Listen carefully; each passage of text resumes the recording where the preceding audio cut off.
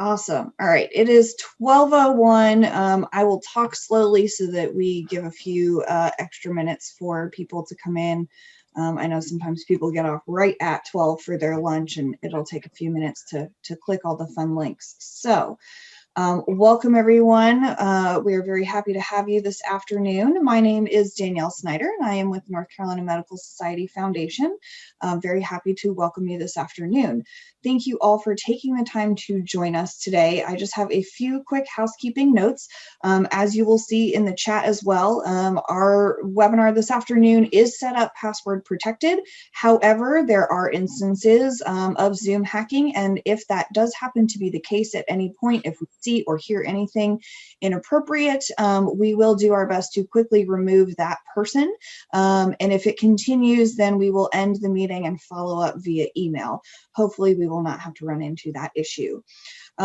Please stay on mute for the benefit of other attendees in order to reduce any disruptions or background noise.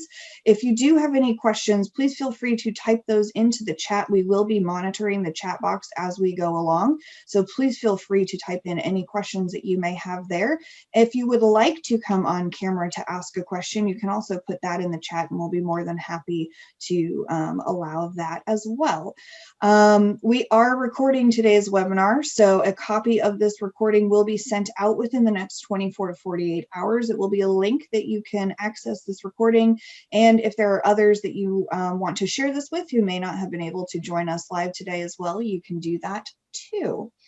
So this afternoon, we are very lucky to have with us Dr. Scott Paviol and Ms. Pamela Myers. Dr. Paviol and his practice manager, Pam Myers, are going to be discussing their experience in transforming a well-established practice with a history of 44 years behind it to a new practice in the Charlotte, North Carolina area. They're going to describe for us how they aligned the past and the future and paid tribute to what had been established, while also creating a new way to work with the patients, the staff, and the community at large. Without further ado, I will hand it over to our experts here, Dr. Scott Paviol and Pam Myers. Oh, you're too kind, Danielle. Happy to be here. Thank you, Danielle. And thanks to everybody who's spending their time with us. It's really an honor to be here and be able to talk about this. I'm pretty nerdy about talking about culture.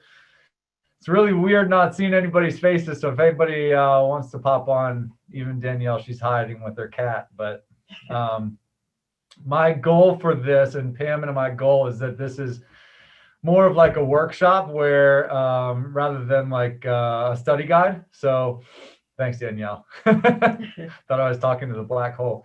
So something where we can kind of share our story and see if there's something that you guys can recognize in your own practice or take home as far as tools, and feel a little bit empowered to create culture changes for the positive wherever you work.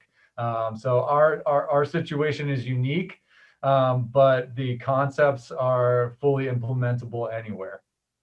So just to give a little background and stickiness to what we're going to be talking about. So I was at a practice that was far from my home, and Pam was at a practice that was close to my home, and that the physician who was working at the nearby practice retired, and it was a really good opportunity for me. So I pursued that with my multi-specialty group. I'm in a multi-specialty group called Piedmont Healthcare, and they're based out of Statesville.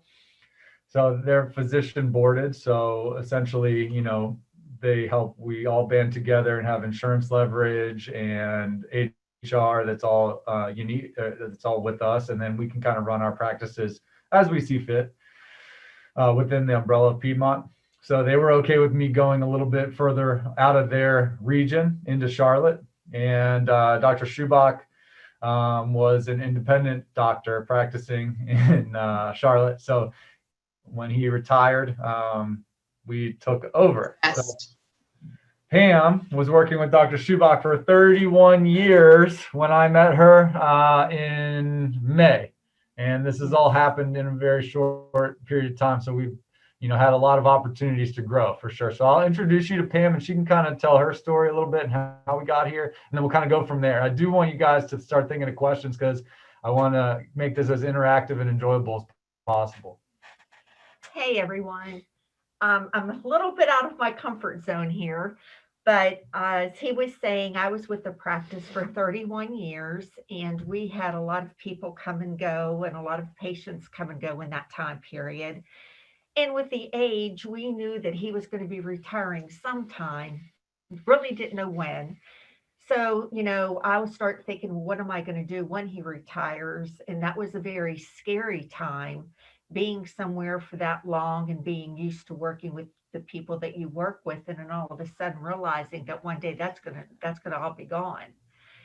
So he decided that he wanted to send out letters to some of the physicians and see if they were interested in taking over. And that's how we got in touch with Dr. Paviol.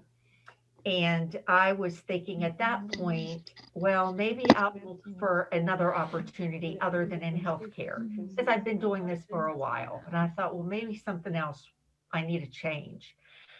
So Dr. Paviol came on board and we met and we talked, and he asked me if I would be interested in staying on. Well, that was a long, hard look at everything. It was like, here I am with this small practice that is being bought out by a multi specialty corporation, so to speak. And I knew the dynamics there were all going to be different. And then you think, well, he's bringing his staff with him. And how am I going to fit into that? Let me give a little more seasoning to Pam's situation. So Pam is this one doctor, two employees, paper charts, and no insurance accepted. Yes. And Piedmont is obviously pretty much the opposite in all accounts of that. So keep going. Yes, we were one of the few practices still remaining that did not accept insurance. It was a fee for service practice. We did file Medicare though, but we had no electronic medical records. We did have a computer, but it was very simple. So with Dr. Paviol coming on, that is another thing that I was thinking about. How am I going to integrate with all this technology that I have very limited resources for? And then, not only that, it was like, well, he's like, we're going to need you at the front desk until we hire another front desk so you can do office manager full time. So that was another little thing that he threw in there. Here I am going to be learning two jobs at once. But after talking with him and realizing that this was going to be a multi physician organization, I didn't have to worry about HIPAA and OSHA and the ICD-9 changes and the procedure CPT changes. Well, we worry about them, but you have help. Well, yes, I had to implement all that at the other practice. Now I have help. So there was pros and cons going with that. It was bittersweet with this pandemic going on, because I don't think he would have retired when he did, but with his age and the clientele of patients that we have that are older, I think it kind of scared him. So we didn't have a traditional retirement party. We didn't have patients that we could say goodbye to. It was like a phone call. I decided that I'm not going to reopen. So that was a blow. And then we got, paper charts we have to get rid of, and the office we have to close up. So here I am focusing on all that. And then Dr. Paviol comes along and he's like, well, let's scan all these records. Let's do all this stuff. So it was bittersweet, but very, very grateful that he has given me this opportunity. And one of the things that made me decide to stay and to take the opportunity with him is that the staff that he brought with him is phenomenal. We have a group of women that are professional, and every one of them brings something beautiful to the office. And that was a selling point. It's like we are creating Paviol Dermatology. We're not trying to bring in old, negative, from either side. Yeah. So, for me, I think, and we'll get into the PowerPoint, but just want to set the stage for y'all. Yeah. I mean, what I think that everyone can take from this talk is everybody is going to have some stuff from places they've been before or experiences they've had before. I think what's a really energizing concept is, really trying to sell everybody on the vision and a part of the DNA of wherever you work. And if you can do that, then you're looking forward. It's energizing. You're viewing everything that occurs as an opportunity. And then if you bring some intentionality to that, meaning you're always, seeking out opportunities to build culture, even when it's uncomfortable, that is where you can kind of get there. But again, I'm here talking to you about culture. Culture things come up all the time, and it's how you react to it, how you respond to it, that you can actually take these situations and create really beautiful opportunities to continue to grow from that, if you again build this relationship based model, in my opinion. So let's get to the PowerPoint here so we can have a little more structure. So let's do, oh man, I got to do my screen share, guys. Here we go. This is the big one. Screen share, boom. I believe in you. All right, and then I'm going to do this. Is it doing it? Yeah. Okay, so yeah, so we kind of did the origin story. And again, now Danielle, if questions come up, you'll have to tell me because I don't see my chat anymore. But, name the elephants in the room. So like when I came in, I said, Pam, are you willing to take on new roles? Do you want to grow? Is that something you're interested in? Do you feel like you're willing to work front desk for 3 months and kind of, make sure that people want to grind with you? And it's okay if it's not. Like, that's okay. And I'll help you find whatever job that you want to find. But name the elephants. The same with the girls that I brought. I said, hey, guys, we've got some, we worked a certain way at the previous practice, and I, for us at this location, see things a little bit different way. This is how we're going to do things, and making sure that you really get out in front of that, because again, one of the take homes for me is, unless you're intentional about creating culture, is going to create itself no matter what.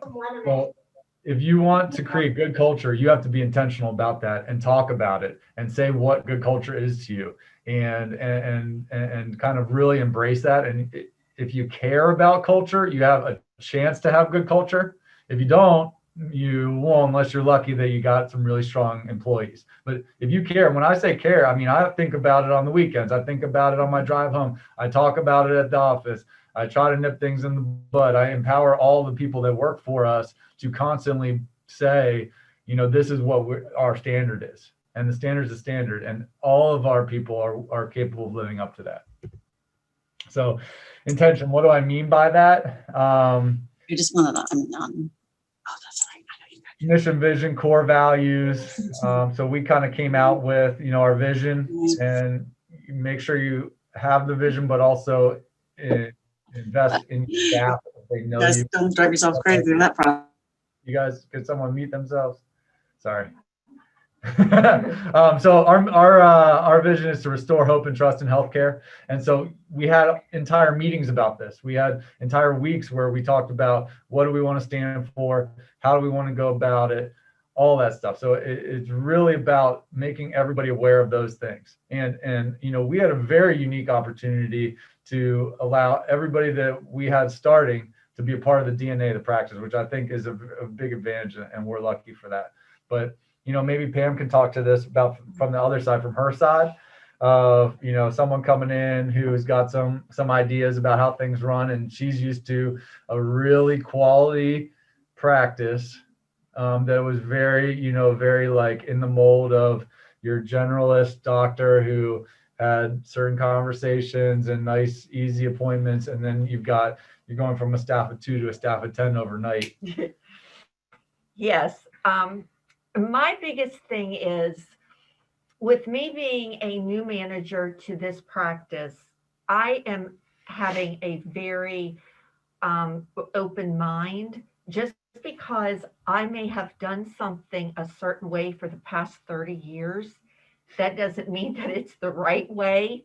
One thing that I've learned throughout my years is there's more than one way to skin a cat. And with the team members that I have here, I am willing for them to do things their way. The bottom line is just that we get the end result. And I have never said, and I think you could agree with this, I have never said, well, that's not the way that we do it. And that is something that I don't want to bring to this environment. And I also hope my teammates don't want to bring some old things here, because this is a new practice. We're not what we used to be.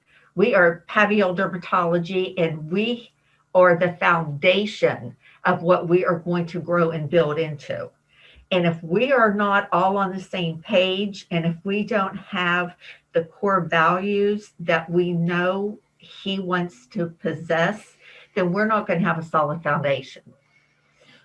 And again, I think for whoever's listening, what can you do? So like, let's say you work for a larger organization or your own office of one. So you can come up, I've seen it at Starbucks, they have their little individual office vision statement, meaning, here's what we stand for. This is what we want everyone to experience when they come to see us. So you can do these things, even if it's words that, are important to you. You can sit down with your staff at lunch and say, hey, here's, 4 words that we want every patient to experience when they come to the office, welcoming, trusted, caring, and follow through, whatever. And then that, at least you have some benchmarks to say, what is it going to be like? And then, anything, what it was like to work here. But you don't have to, sometimes larger organizations, things don't ring true all the way down. I think you can do this at any office, and it can be as simple as 4 words I've just made up for, but it's a nice thing, 3 or 4 words, or a phrase that people are comfortable with, and that way you're bringing people on board with that, and you can always reference it. So I'm a big fan of set that.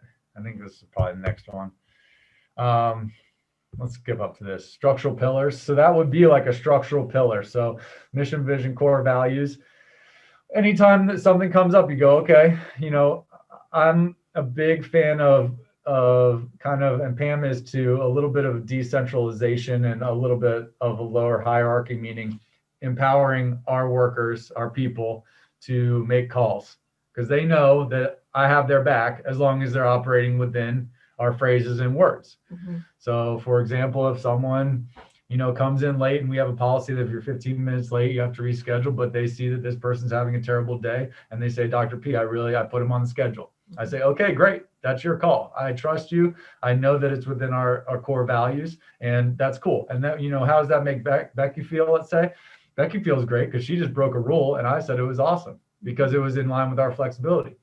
So, that kind of stuff where you really trust your team to make the calls that they should make, it brings everybody on, because they're not afraid of getting penalized. Again, you cannot get penalized if you're operating with what we believe in.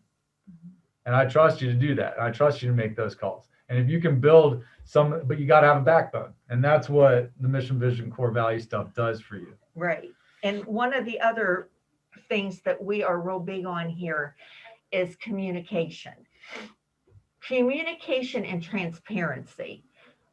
We talk all day long about things. And of course, there's times where we're going to have difficult talks, but those talks need to be brought up, and we need to get that out instead of holding it in and letting it build over into something more explosive. And what is that saying you say? It's not the person, it's the problem. Work the problem. Yeah. I learned this from a therapist, but it's work the problem, not the person. So right. If you say, someone says, well, I didn't like the way this happened, blah, blah, blah. Well, what's the problem? Is the problem that I didn't come to you first? Is the problem that, you thought I went behind your back, blah, blah. So then if that's the issue, then you can work. Okay, well, what would you like it to look like next time? Let's say, let's run the scenario. And then you allow the person to say what would be a safe or acceptable way to do things, and see how that conversation goes, instead of you did this, that's not right, and blah, blah, blah. Right. So work the problem is that way. It really takes it away from being personal, and it's really, you guys are together trying to create an experience for the patient. Okay. We have any questions? Pam loves questions. Not yet. Okay. We'll continue to talk, and hopefully y'all are learning something out there in the abyss. This is obviously a challenging time to do presentations. I know that. So hopefully we can give you guys some things you can take with you. So, my point, I tapped on it, touched on it earlier, is you really have to care. This is not lip service stuff. You really have to, for example, talk to your employees, care about them, care about their families, care about, I have this thing where I got in front of everybody. I said, I don't think I should ever experience a 2-week leave notice, because we should be having conversations way before then, that if you're not happy or if your situation's changing or whatnot, and if it doesn't work for you and us, then I would be invested in helping you find another job, because I would want you to do well. So, stuff like that, I really think you just have to care. And I believe that a healthy office, a healthy staff provides better care. If people are happy and they're not worried about their job and they're not worried about whatever, and they feel like they're growing in the office and they're learning skills, they're going to perform better. I mean, there's no doubt about it. And the patients feel it. The patients feel when your staff is, treated a certain way. So I think, we're trying to create that here, where the staff is actually a big part of your treatment plan, meaning patients know your staff's name. They have, and that's something that her office had from the start. Yeah, and with the transition with our patients, the patients that used to see or come to the older practice now are coming into a new practice, and they're seeing the change in the decor and how many other people now are here, and that it's a bigger practice. But when they walk in and they see myself and my teammate that came from the other practice, that is reassuring for them. And they're more willing, I think, to be open-minded to the new processes that we're doing and the new, not really procedures is what I'm saying, but they're more open to what we have to offer them now, because they do see someone familiar. So I think that has been a big help with transitioning the patients over from one practice to another. And we also have this thing that we call a handoff. So when the clinical staff is walking the patient to check out, they're saying, here, I'm going to walk you up and Pam is going to take you from here. So we have this handoff where we're saying each other's names, and we're trying to give that individualized care, not here's your paper, go check out. And they don't know which way is check out. So, we're escorting them and trying to make them feel like we do care. And that is, we do care. We genuinely care about everybody here. Yeah. And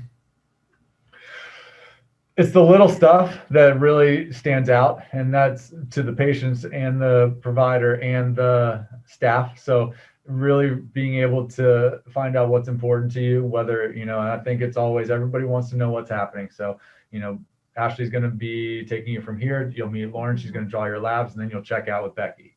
And then the more continuity that you can have with that, the more the person feels cared for, the more you can say names of people. And then as you do it, and I'll tell you this too, I could talk about it till I'm blue in the face. If I don't do it, the staff won't do it. So talk is cheap. So, I mean, they play off of everybody. So, and it starts at the top, it starts with Pam, it starts with me. And if you don't, it's action first. And that's, integrity is, and this is where I think a lot of organizations fail, because anybody can come up with these values and all this stuff. But if you're not thought, word, and action speaking in line with that, it's just cheap. And so, and that goes to the patient, because that's really where it starts, right? So I have the philosophy that if you treat the patient the right way, everything flows from there. You can't lose. So if you do that, the staff sees you do that. Therefore, the staff does that too. They're like, oh, what's something nice I can do for Mr. Wilson? I'll give him a moisturizer thing so they can go home and give it to his wife because it's Christmas and stocking stuffer, whatever. But the more you do that, and more you kind of make it contagious to treat people well and know people and hey, this is what we did last time, more comprehensive plan, the better. And this is where, I think where you can build a lot of culture is what I'm about to talk about right now, which is staff development. So I have a question before you jump into that. And have you noticed this new culture affecting like your kept appointments or the amount of appointments that you're getting? Anything along those lines that you've noticed that it's actually affecting in some way, other than just the general feelings? Yeah, so good question. I would say my no-show rate is definitely very low, maybe one a day. And now that is a function of derm. A lot of people like to come to the derm.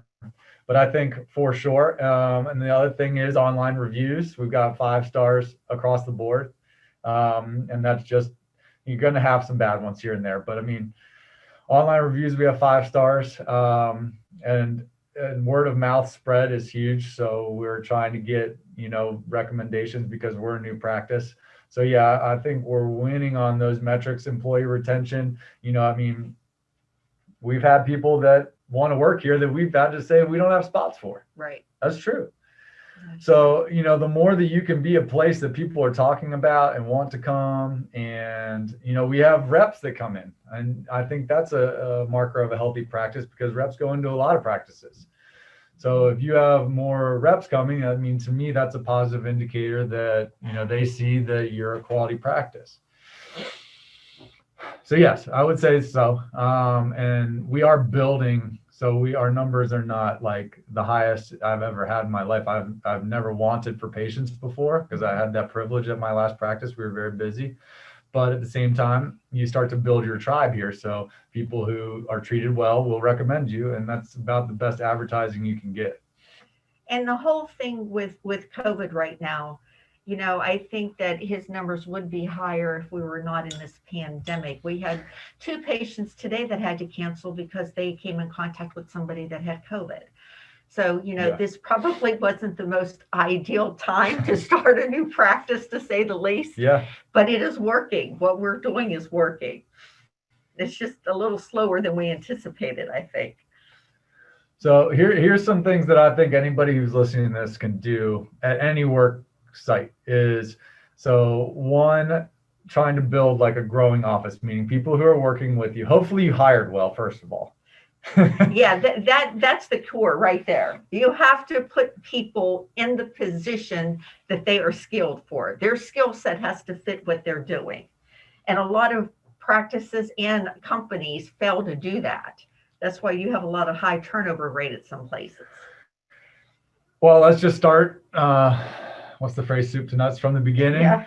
So like, let's just take on board from hire. So I like to hire for, I call it juice. So personality, with the confidence that we can train for skill. So I am, and I've changed this over time. I used to, look great when someone had worked at an office that was just like yours. But I actually rely more on, is this a cultural fit for the office? Because we can teach you how to scribe. I can teach you how to numb. I can teach you how to do all those. But I can't teach you to be a quality person who wants to learn, who wants to work hard, who's not afraid to pick up some trash on the floor if they walk past it, who's not afraid to be invested in their patient's history and really look into. So I'm looking for customer service. I'm looking for, food and bev backgrounds, that kind of stuff, where the person has a lot of energy and they're a very welcoming, warm person. Absolutely. And then they got to have a growth mindset, meaning I prefer that they want to improve themselves in some way. Because if not, I mean, that's okay, but it's always better if you're in a stimulated situation. So I always try to, this is what I was going to say, if y'all can do is sit down with your people and ask them what they're working on this year, what they want to work on. You don't tell them what to work on. That's another section. But you ask them in life and in work. So these are fully 360 human beings. So like, what are you accomplishing in life? What are your goals? And then also, what are your goals at the office? We've had a couple people say, I want to get better public speaking. Well, what we do? We have a different leader for every meeting that we have. And so we get people standing up in front of people that they trust and have confidence, and they present to us, and they are learning to get better about talking, and it gives them confidence. So that kind of stuff you can work on, and they get to name it, and it's safe, and you know that you can help them with that. So I in my mind view it as like a learning or growing office, and my job is to provide the space almost like a playground where it's safe, that you can try new things, and I'm here to do what I can to remove barriers to figure out how you can be better in this life and at home and have quality relationships more consistently. That's one of the things that I lost my train of thought on that. Oh, he's always networking. Dr. P is a very, very networking person. And when we are in the process of hiring someone, in the past, it would be the physician or the manager would interview someone, and if they fit the parameters of what they were looking for, they usually got hired. Well, we are taking a different step to that. And when we have some resumes, we of course go through them, we pick some out, and then we have the clinical staff take the first step in hiring. They interview rather. And if they like the person and get a good vibe, and then they come back and they interview with me. And if I get that good vibe, then it goes on to Dr. P, because they're all going to be working with all of us, not just Dr. P. And there was one girl that a lot of people here liked, and I just really wasn't feeling it that well. And needless to say, she didn't get hired, but we hired someone else who's a perfect fit. And we all had that gut instinct. Yeah, she's the one. So, the traditional hiring thing, you have to kind of be innovative and take a different approach to that sometimes. See, I almost make it like you have to sell it to me that we should hire this person. Right. Instead of them. Yeah, exactly. I learned early on, we hired somebody, and they show up to the first day and the staff's like, who's this person? I was like, I don't know. They had good credentials. I thought they were great. And they were like, they hated the person and it was not a good fit. Right. So I learned very early that I'm not the end all be all of hiring decisions. So, and also the way people talk to me is not the way they talk to everybody else. So the chances of you fooling multiple, and it still happens. Yeah, it does still happen. But the chance of you fooling multiple people across multiple platforms, again, it's slow to hire, fast to fire. You want to take your time hiring, and you really want to hire not from a scarcity mindset. Again, because it's a whole thing. So the more process for hiring you can do, the better. And the other thing is like the onboarding of it. I've been at known other people that have gotten hired, and they get hired and boom, that's it. Well, we like to welcome the person on board. So we make them feel welcome from day one, unless I'm hoping we do, because that is what we're trying to do. So, when they come in, it is a big thing because it's their first day of being on a new job, and they're nervous and they don't know what to expect. So we try to make them feel as comfortable as possible. And then I like to follow up with them at least every 2 weeks. What do we do to make them feel comfortable? Right. Well, we give them gifts. Yeah. We have a welcome letter that we send out before their first day, and it has all the information they need, where to park, what time to get here, what to wear, all that. And then when they come in, their desk is set up. They have, whether it is pens, a whiteboard that says welcome, a cup with their name on it, something that is personalized, saying, we appreciate you. We appreciate you being here. And we make sure they know what they're doing for lunch. Because who Yes. wants to be nervous about lunch? Am I going to go eat with this person? Am I going to do? Right. So like thinking about how you would want your first day to go. And again, this is not all like, this is self-serving. So like the more that we build culture here, the more that staff enjoys being here, the better staff we get, the more staff we retain. So from an organizational standpoint, it makes a whole lot of sense to have people who are feeling valued and whatnot, because it ensures your future success. And again, you can be mercenary about it and hire the best person for the less amount of money and go about it that way. But one, I don't think you're going to enjoy work as much. Two, I don't think your staff's going to enjoy work as much. Three, I think your patients are going to feel like they don't identify with your staff and therefore you. And I would argue that you're not going to have as good outcomes personally. I cannot prove that. But I think if you've got patients that are feeling cared for, they're more likely to have good outcomes, come back, do what you say, feel invested in, which is what we're doing ultimately. And the other area is cross training. Oh, yeah. We are real big and everybody knows what everybody else is doing, or they should. Not saying that I'm going to take over your job because I want to learn what you're doing, but it's like, I want that knowledge. In case we're short staffed, me being as a manager, I want to step in and notice that so-and-so's behind on cleaning instruments and they need to be cleaned. I want to be able to jump in and help in that area. But without that knowledge, I can't do that. So we want everybody to be cross-trained. We're not saying you have to work that area for a week, but just a day to see what it's like being at the front desk. And, someone coming in with a balance and you have to collect that and they don't want to pay it. You don't know what that's like until you walk in their shoes. And that gives everybody a better overview of what everybody does. Yes. I mean, you hear a lot less chirping after you work the day at the front desk or back in clinical about what they're doing up there when you realize that everybody's grinding in their own way.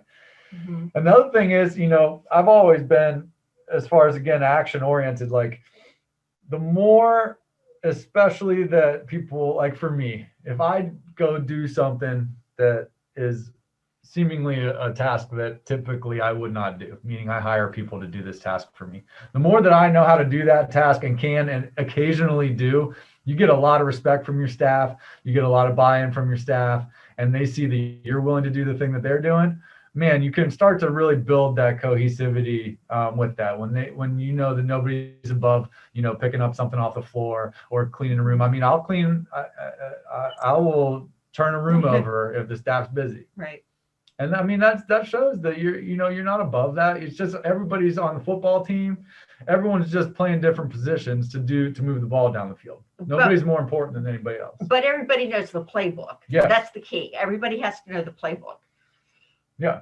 So, I mean, those little things really will build depth of culture, which will get you through times when, employees 50-50 on one job or another got offered more money. Well, they're going to remember the place that they feel valued and where they have a good time working, et cetera. And I think that relationships always win. One of the other things that I want to bring up that may be a little bit off the subject is we're trying to be an innovative new practice and to do things a little off kilter maybe. And one of the things that I was talking to Dr. Paviol about was titles. I'm not a real title person. Just because I am hired as the office manager, I don't see myself as being above anybody. It's just a title, and that's what it is. It's a title. So I would like to see more offices and more businesses getting away from supervisor and manager and to, get into being a collaborator, or an assistant, an admin, just other words other than the typical words that people's ego sometimes gets in the way with those titles.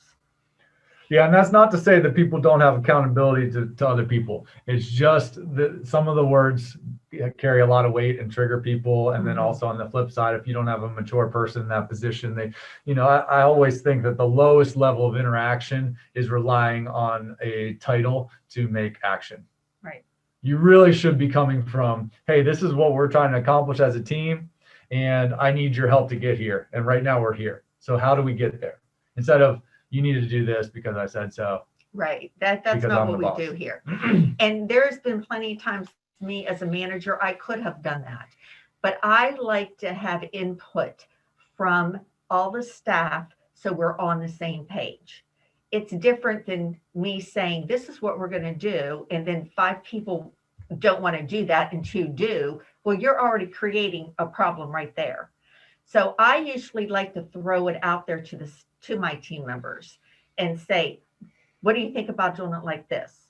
And then we get feedback, and sometimes we change it. Sometimes we leave it the way it is, or sometimes we make it a whole different approach. But I think that that is the core of what he's saying, is that we are a team. We're all under the same umbrella. And like, I have the utmost respect for every team member that I have here. We wouldn't be Paviol Derm without them. Yeah, I think you really have to help people to understand that they are chosen to be here for a reason. And, that is why they're here. It's not just because they can do X, Y, and Z. It's because they're a quality person and they're part of the Paviol Dermatology, part of Piedmont Healthcare. So that's mostly it here. Let's see. Yeah. So, and, all this is not to say that this is, by saying, minimizing labels and whatnot, we still have difficult conversations like, hey, this isn't getting done. How do we get this done? And it may not be comfortable. Actually, oftentimes it's very uncomfortable. And, early in my career, I wouldn't say that I was conscious of this, but I wanted to be the guy that people liked. And now I want to be the guy that people respect and feel honored to work beside and accomplishing our goals together. And so that's different. That looks different than when I was early in my career. And so.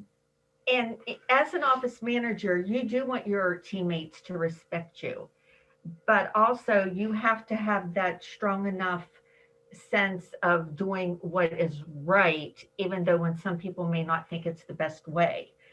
But, we all work together, but we all have our own job to do. And one of mine is to be an advocate for them, but also for Dr. Paviol.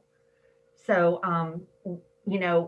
we all have to work together is basically what I'm saying, for the good of the office. Mm-hmm. It all comes down to what is best for the practice. I mean, for example, bringing people along, I thought our meetings were not good and I could not figure out how to meet. It took me 7 years of having crappy meetings. I mean, it just drove me up a wall to not be able to have a good meeting. That felt like, it was worth our time, because we got to view time as being valuable. This is very valuable. The number of people here and the amount of money people make per hour for 1 hour. I mean, you could put a number on this meeting. Mm-hmm. And so, it's your most valuable resource. So we said, I said, look, guys, I have no idea how to meet. It's driving me bonkers. Like, I have got to figure out how to meet with y'all, that it's effective, that people feel communicated, but not too much, that we have action items that get followed through. And we had a whole meeting about how to meet. We did. We had a meeting about a meeting. Which sounds absurd, but we came out with a lot of great ideas that I would have never, ever thought of. And that's another thing that I've learned over the years is I used to think that my ideas were the best. And now I realize if that's the place you're operating from, man, you are going to be it's going to be a long road, man. You're going to take a long and winding road, because you got a lot. Again, you want to surround yourself with smart, intelligent, creative people, and they will come up with the ideas, especially if they're in their area of expertise, meaning my medical assistants should be giving me their ideas on how to operate as a medical assistant. I don't know how to do their job best. That is what they do best. Mm-hmm. And if you bring in the quality people, man, I'm amazed every day at work. I'm like, man, that's a great idea. So, lean on that kind of stuff. Let's end it here. Well, not end it here. I wanted to give at least some action plan items. A lightning round, just some stuff that you can do at home. So Rolodexes. So I keep, you got a lot of people coming through the office every day, patients, reps, admin, you've got corporate. I keep a list of people who have juice that I just say I would like to work with them, or have they have a cool business. Maybe we could partner with them in some way. I just keep a running list. And at some point, inevitably, I get to work with a lot of cool people because I keep track of them. That's his networking.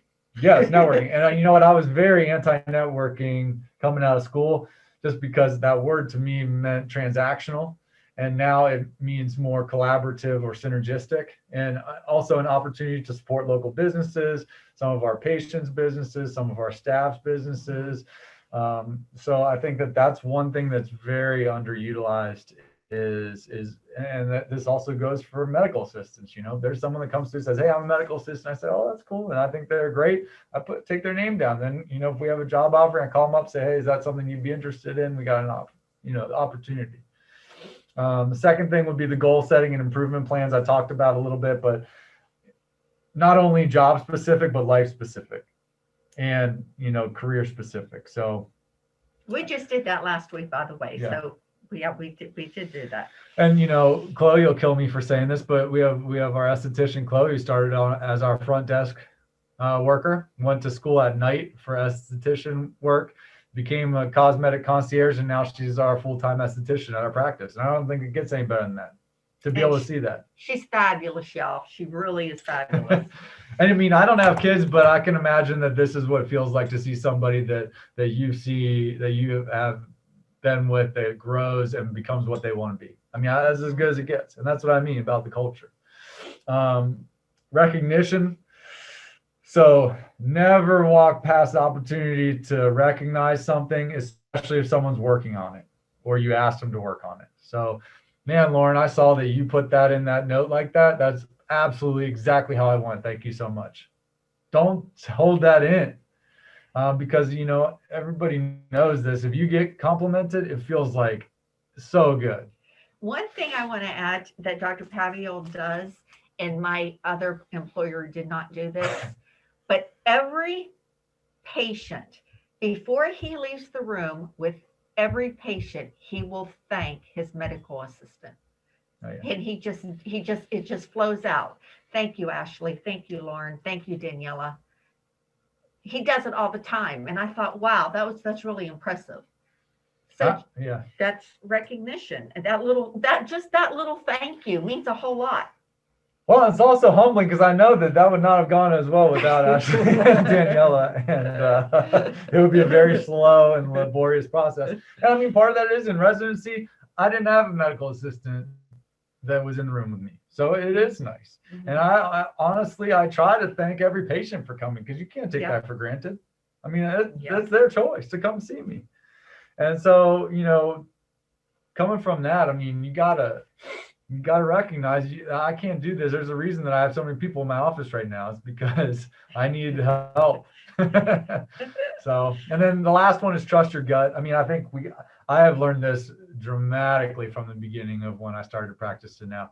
Trust your gut on people. You gotta be able to see who you want to work with, who you believe in, who you trust, and then, try to make that happen and go to bat with those people. And I mean, life is very enjoyable and work is very enjoyable when you got people that you want to go to bat with every day. I think that's the conclusion. If anybody has any questions, I try to end a little early for y'all so you can have a little 10 minutes of Zen before your afternoon session. Yeah, well, that was fabulous information, and it sounds like anyone would be lucky to work with you guys and in that culture. From the audience, do we have any questions? I don't see anything that's come in the chat. If you do have any questions, please feel free to pop on camera, unmute yourselves at this point, or if you are not comfortable with that, feel free to type a question in the chat as well. I'll add this, Danielle. You can, I don't know if you do follow-up emails, but you can put my email, scott.paviol@gmail.com. If you guys have any questions, you're thinking about it later and it comes up. And then also, if you ever want to come visit, just email me. You can come see us. We're here. That's I'll awesome. add, can I say something, Danielle, to you? Yes, you too? please. And Pam, I think you began by saying you were stepping outside your comfort zone. You looked very comfortable to me, my dear. Pam's second ever video call. The first was with Danielle a week ago. You did great. You did great. And the other thing I'll say is it's also apparent that the two of you have a great working relationship, and that has to add to your success as well, which in most practices you see that dynamic, whether it works or not, and it works with you two. So nice job. Nice job. And I'll give a shameless plug to North Carolina Medical Society that I am a graduate of the Healthcare Leadership and Management program, as well as Leadership College. And I would not be able to do the stuff that I'm even doing now without the skills that I learned in those programs. I might take them again if Tina will let me. Very awesome. It's like, Tracy, looks like you came on camera. Did you have a question? I did. So you were just saying that you participated in a leadership program. Yes. Do you recommend that for all physician leaders? And do you, can you teach an old dog new tricks? So for physician leaders who have been in their roles for 25 years, some by default because they're the last one standing, is that something that you would recommend and you would find beneficial for others? Well, I meant to say this in the beginning of the talk, and I think that there's definitely, everybody listening can teach us something. So, Definitely. experience and wisdom probably can go a long way in this. But yes, I absolutely loved Leadership College and Health HCLM. I thought it was really an empowering decision because what it gave me was tools and confidence and awareness and a network of friends. I still keep in touch. I'm actually working right next door to one of my great friends, Mark Caruth, who did the program with me. Everybody, Mark's my guy. We do a blog together. So it gave me all these things to do to express myself. I do a blog now. I do these talks, which is super energizing for me on Tuesday at lunch. I've been looking forward to it all weekend, as has Pam, obviously. I was very But yes, nervous. you can learn at any time. There's no doubt. I mean, it can be so energizing at work to just have a new, refreshing tool set and viewpoint. Okay. All right. Thank you very much. And Tracy, I put the link for our leadership development programs that the North Carolina Medical Society holds that Dr. Paviol was talking about. So that link is in the chat if you do have any interest in exploring that further. We would love to hear from you. Yeah, I would love to recommend some providers. Oh,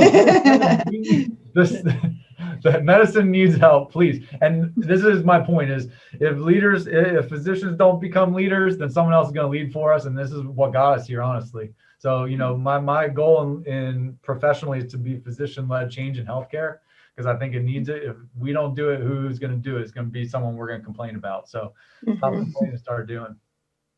Okay, thank you. Excellent. Anyone else want to pop up with a question? Yeah, I have one question. Hey, Scott. What's up, man? Doing well. I think creating culture is so hard, but also I think sustaining the culture could be hard too. So what ways do you remind yourself? Like, what are practical ways to remind yourself to align yourself with that culture or your values or your pillars or your structure? I feel like I can create culture and I have a desire to do it, and then I do it, and then it kind of fizzles down because I lose my own energy, and then that fizzles out to my colleagues, my CMAs, and things like that. So how do you practically keep the fire or whatnot? You almost have to force scenarios in a way, or play, so first of all, I just printed these cards out, mission, vision, core values, Yes. play games with it, talk about it each, I'm thinking about, okay, well, I've got 8 words here. I can't recite them. So maybe every meeting we talk about one and what it means to us. So, creating space in your meetings to talk about it. 2, I'm a big fan of putting people in scenarios where no one's comfortable, meaning one time we did a Christmas party at a curling. So no one's good at curling, clearly. But that way it's kind of even playing field. There's no subject matter expert. You can do stuff like that. And again, if you're doing goal setting, that's going to keep things fresh because you're always going to be working towards the next thing.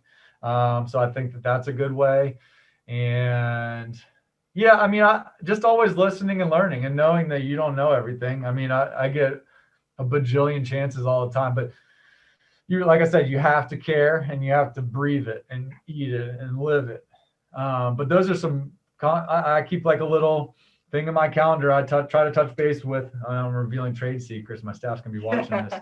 Try to touch base with one person each week and make sure that I'm making sure I'm staying tight with everybody at least once a month or so. Cool. Yeah, that's helpful. Thanks. Excellent. Let's see, anybody else want to pop up? All right, I'm not seeing anybody pop up. Don't be scared. Thank you guys so much. I think this was really excellent information. It sounds like a wonderful, wonderful practice to be at. As someone who has worked in a medical practice before, I wish that I had the culture that you guys have been producing here. Definitely sounds like an amazing place, not only for you guys to be, but for your staff, for your patients, and for the community as well. So congratulations for the work that you have been doing. Thank you guys for the work that you have been doing. Thank you guys for taking the time today to an hour out of your day to share this experience and this culture that you guys have been working so hard on. I think this was incredibly valuable information, definitely some food for thought as we get ready to jump into a whole new year that is filled with lots of new opportunities for new and exciting things. So thank you guys again so much for your time this afternoon. A reminder for everyone, we did record today, so you will be getting a copy of this recording emailed out within the next 24 to 48 hours. And you will be able to share that with others who may not have been able to participate live today as well. And stay tuned for our 2021 webinars upcoming. Thank you guys all so much, and I hope you have a wonderful day, wonderful holiday, and a happy new year. And thanks for Pam for getting into a growth opportunity. I did. And also thanks for my staff for putting up with me, and thanks to y'all for having us. Thank Thank you. you guys so much. All right. Bye-bye. Bye.